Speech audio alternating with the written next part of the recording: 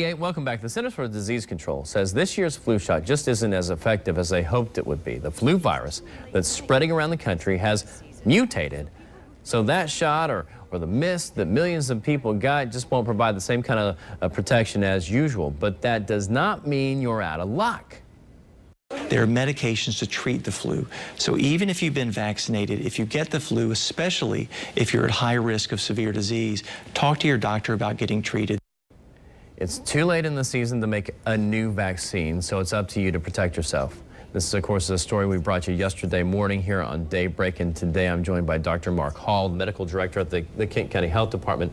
So thanks for coming in and talking about that. And let's start with that. Why can't they make another vaccine now? Why is it too late? Well, it's the process. You know, they really have to identify and predict what the flu strain is going to be months in advance, and so they make that decision before the flu season actually starts, just because of the timing of the process to make the vaccine. So in this case, they started guessing before the flu season started here as to which one it was going to be. An educated guess. It's going to be this strain of flu. Right.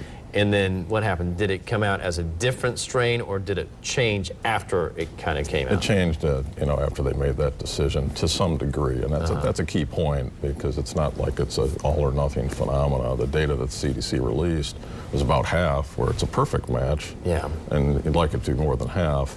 But then the remaining half of the samples they tested had drifted by this mutation. Yeah. Okay. Well, so it's changed a little bit. Does that mean that the flu shot that I have already gotten, or that I might want to go get at the doctor, is not going to be effective? Not at all. And so there's a 48% chance from this data that it would be a perfect match. But it's important to know too that, and this was kind of buried in the advisory from the CDC, is that there's some protection against the mutated strain from the flu shot that was already prepared. So it's not a complete wash on the ones that have changed. So you're going to get some.